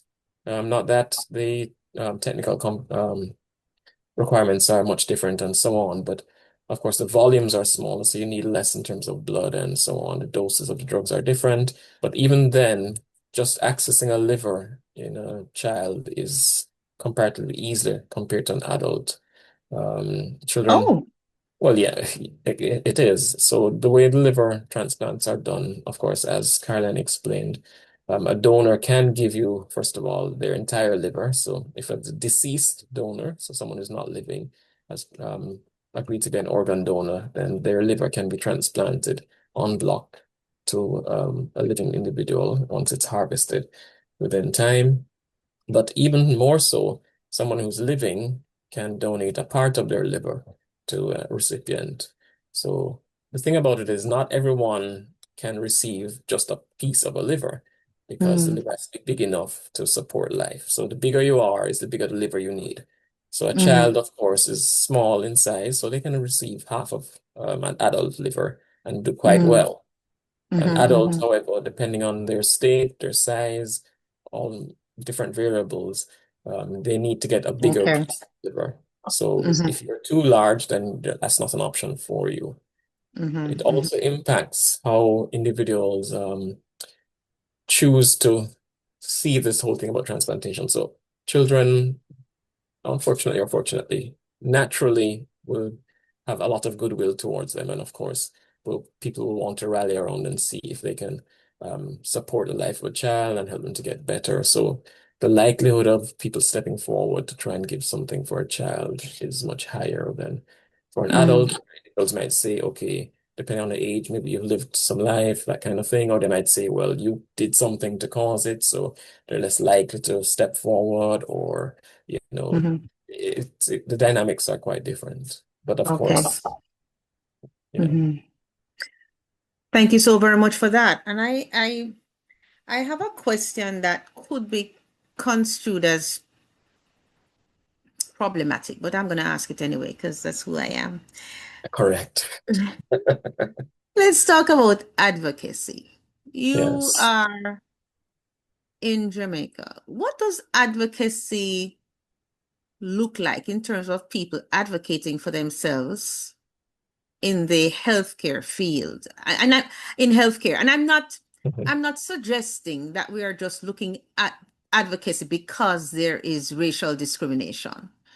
But just advocacy is what does advocacy, and because you are also holding vice president positions and that sort of thing in the American Society of Gastroenterologists.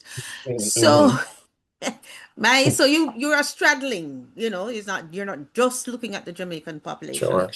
You are also, elsewhere. So the question is, what does patient advocacy mean to physicians in terms of patient getting attention, patient getting response, patient getting Well, timely it's and clear communication? yeah. And how do professionals help patients to advocate, especially patients who defer to Mhm. professionals? I know my question could go on forever, but let me stop right there and let you get Sure. it.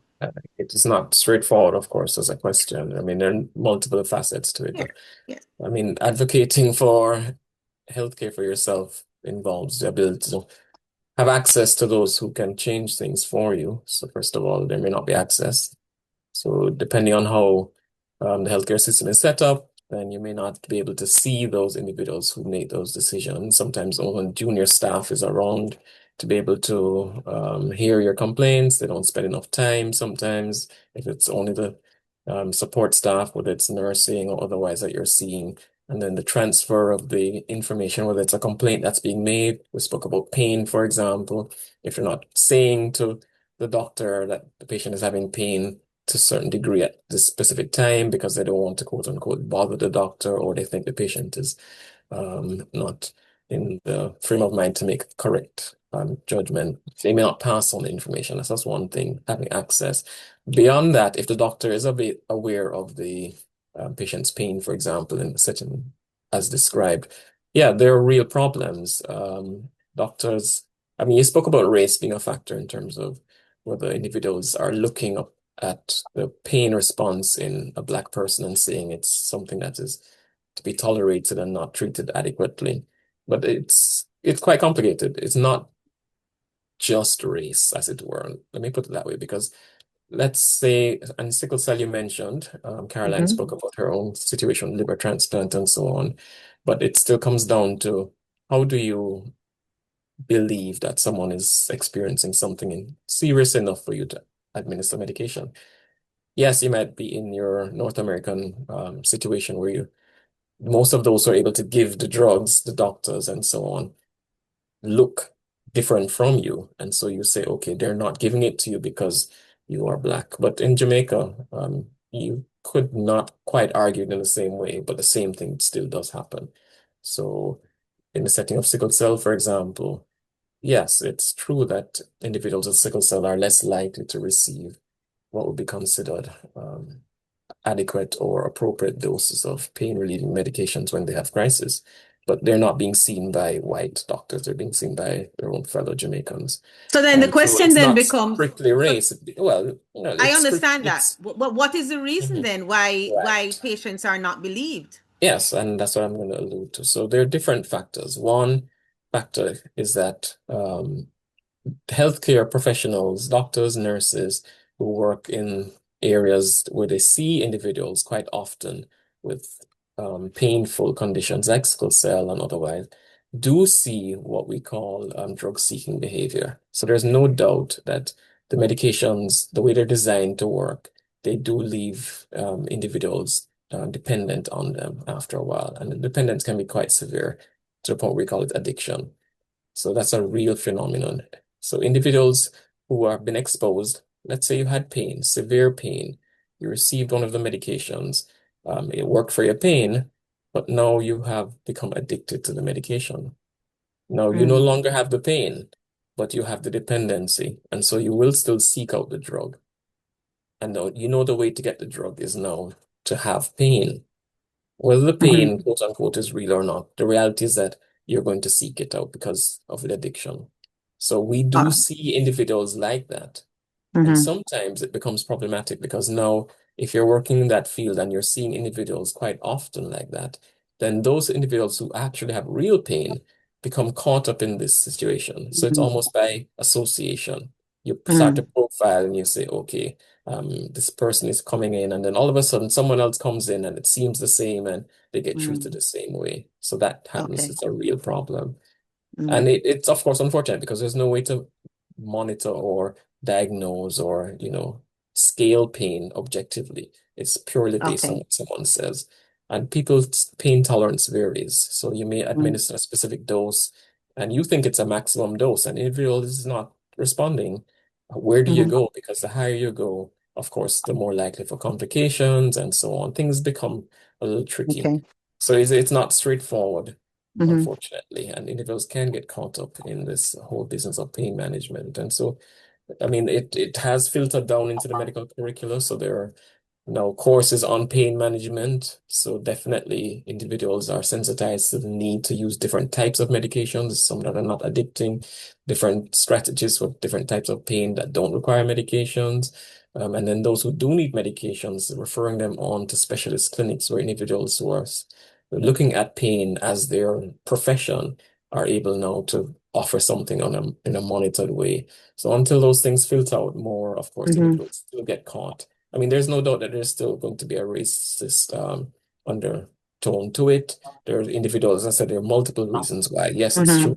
People just say, well, a black person, so I'm not going to treat them nice. It doesn't matter what they're doing. So that's just reality. But you can't necessarily class it and say, well, everyone who's doing it is going to do that as well. Okay. So there's some exposure to be had. There is some education on both sides. All different factors are important. Yeah. Thank you so very much, Dr. Mills. Thank you. Thank you. Let me segue. I see some hands up, and in the interest of time, again, Dr. Mills, thank you. Sure. Um, I am going to segue to Dr. Getfield, Cecile Getfield, because talk about education and where we are at now in terms of recent learnings and how medical professionals, new doctors are being trained in terms of patient management. I don't even know her question, but I'm preempting her question by first asking, because you made reference to, different new things are happening. So let me start there by asking her that, and then she can ask her question or make her comment. Dr. Getfield?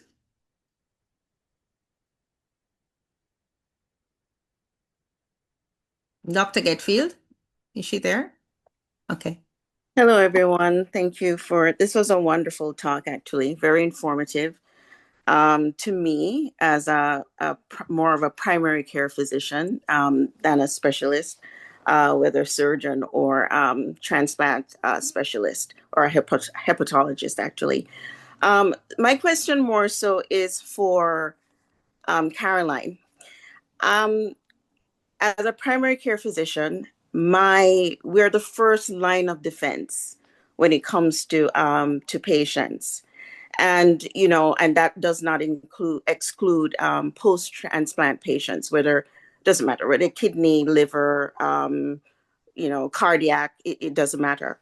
My question to you is, what do you think your medical doctors could have done to improve your family's understanding of what the liver transplant process should have included or could have included? What do you think their role? How do you think the doctor could have improved?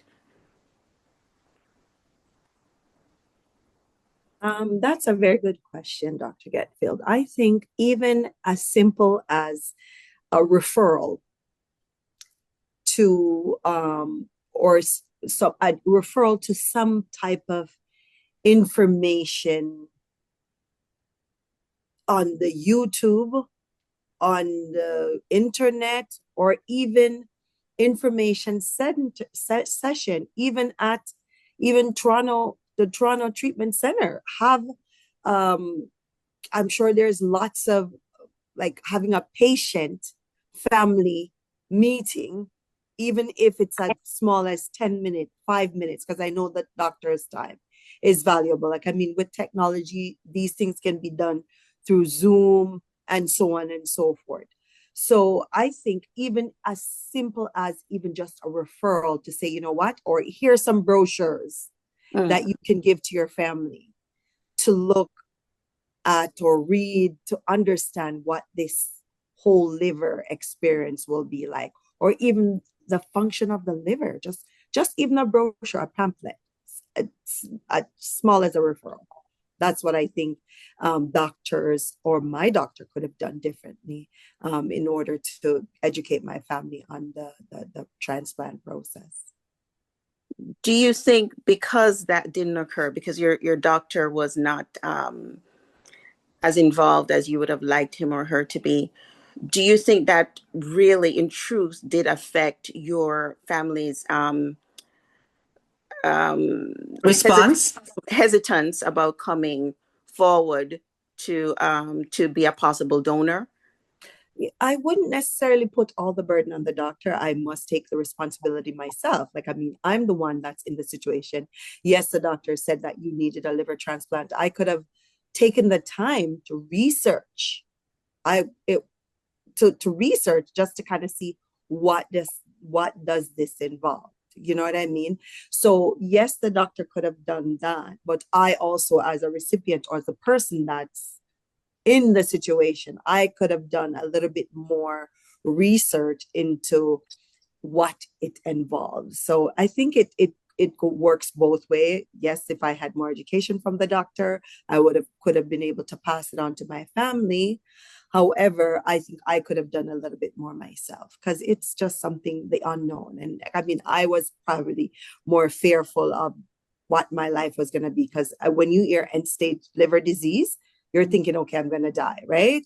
But then again, you couple that with faith saying, okay, if it's the will of God for me to die, I'm going to die, right? So I think the lack of me not having the education to pass on to the family could have made a difference in terms of who's coming forward to give that donation.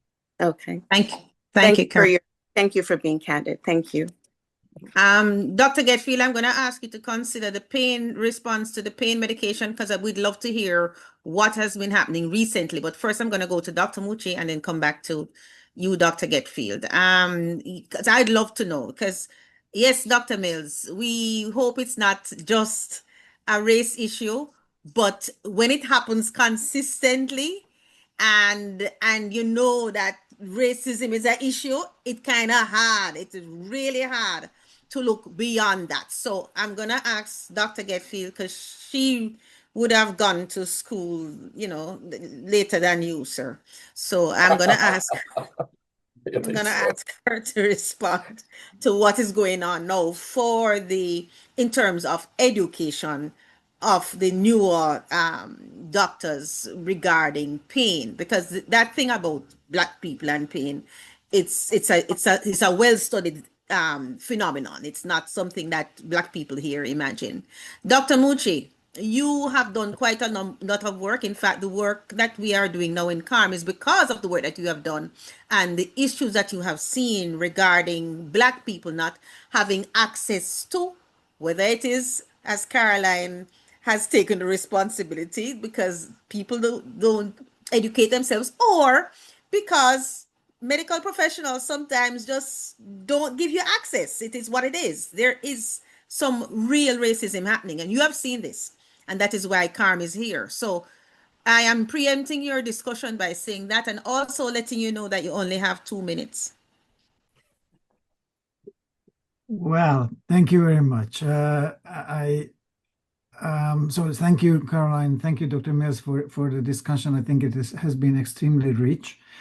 And I think it's so important, and especially there are a lot of points. So I'm happy to stay on a little bit, although I'm on call and need to run soon. But I think it's important because this touched upon so many things that are important. And as it was mentioned, education, and that's a good question Dr. Getfield what was asking. Education is key. And clearly, as healthcare professionals, we don't do a good job. And so it is important for us to consider, because this webinar, the a lot of work that the ACB Organ Health Group has been doing, and the education videos, or just the talking about health issues, is so important. And how can we make it more available?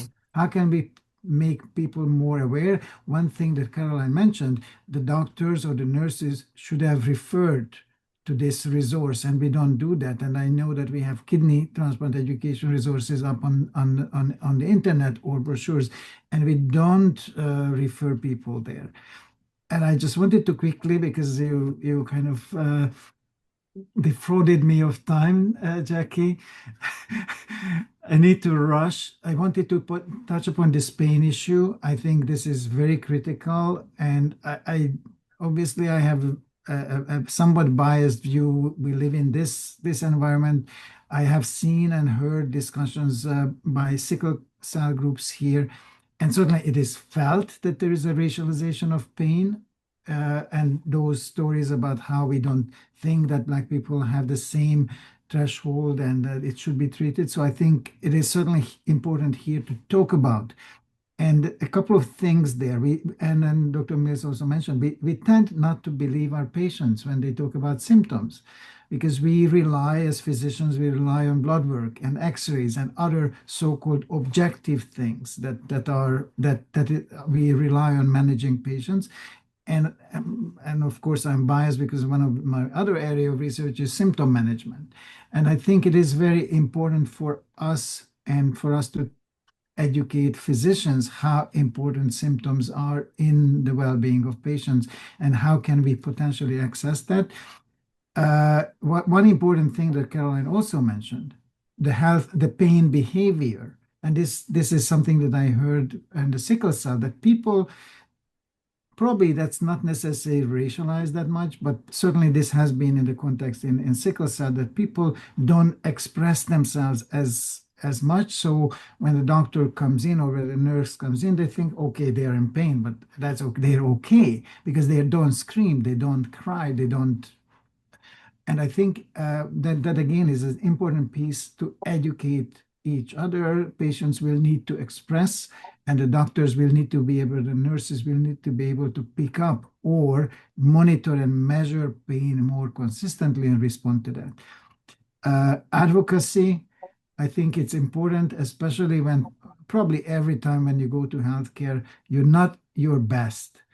Try to have someone with you who can have another pair of ears and another mouth to express. It's so important to have that, and additional questions can be asked, and that person can advocate on your behalf.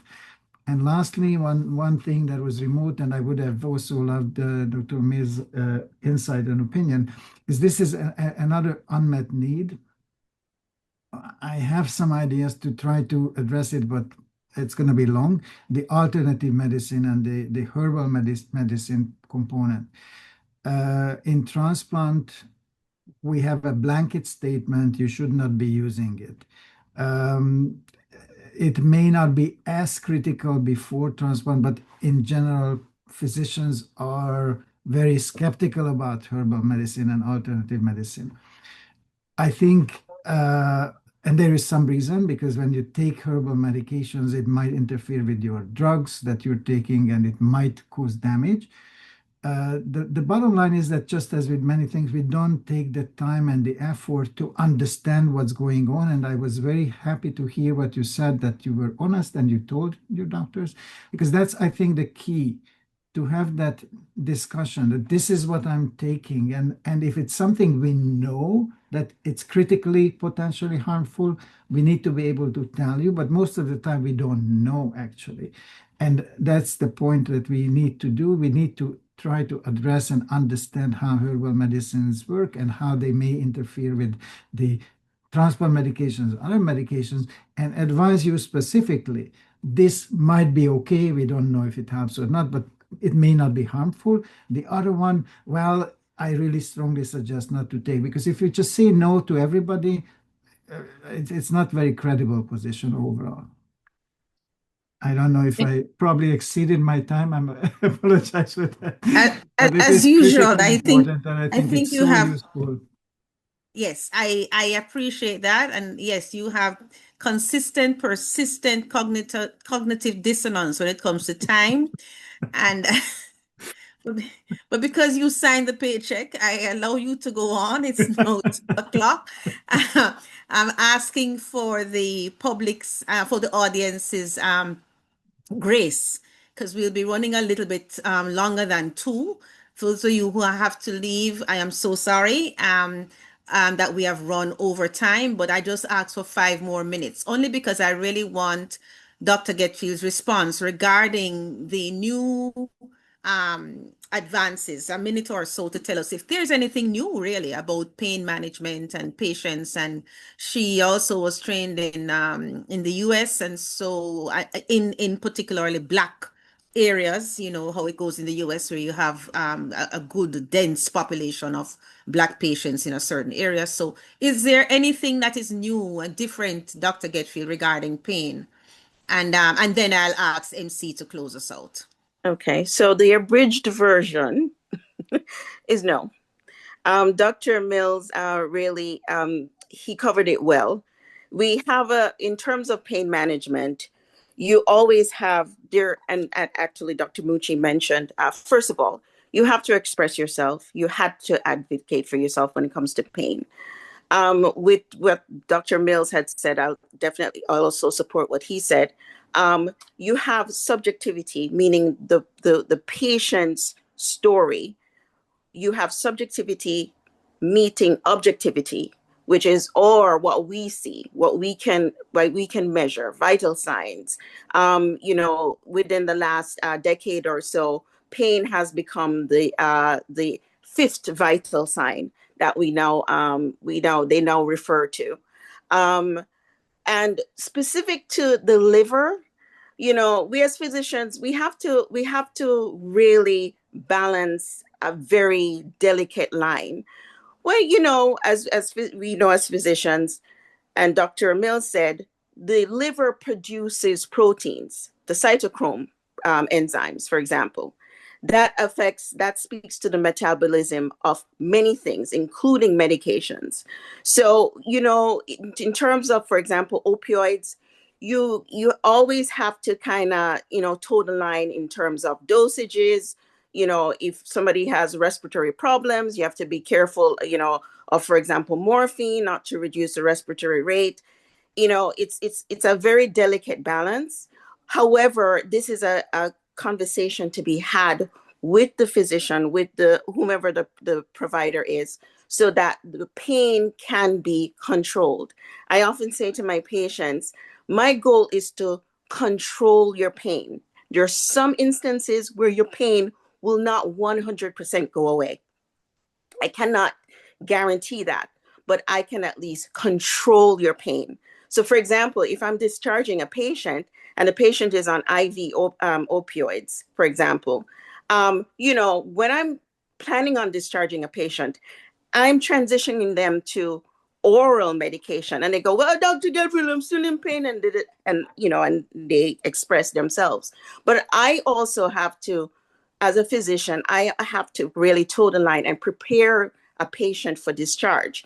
And once I discharge a patient with some medication to control pain, I expect them to follow up with the specialists that I encourage them to follow up with, whether it be the surgeon or even their PCP, because then, or worst case scenario, the PCP can refer to. Hello, ma'am. Could you please explain what PCP is, ma'am?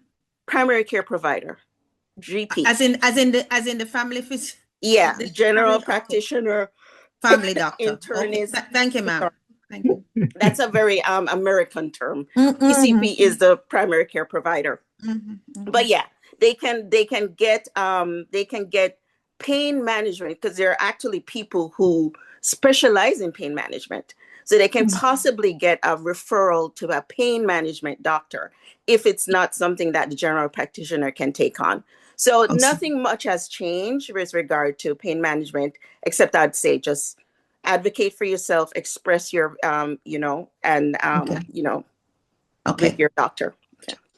Thank you very much, Dr. Getfield. Thank you, Dr. Mucci. Thank you, Dr. Mills. Thank you, Caroline. At this point, I'm going to hand over to MC so she can take us out of here. Just the final word about this advocacy again, I think, and of course it is probably more prevalent and important in this context of racialized health and racialized medicine, but I think it is important for anyone who may be a patient or may become a patient, regardless who they are. Don't accept care that is not serving you. And again, you just need to try to advocate for yourself or have advocacy, because maybe we as the clinicians don't see that your needs are not met, or we didn't understand what your needs are. And so I think it is important to have that dialogue and the conversation, but don't accept insufficient care and support. Thank you, sir. Thank you so much, Dr. Mucci, and thank you, Caroline, for sharing your story again, as well as the audience for, asking their questions and contributing in that way.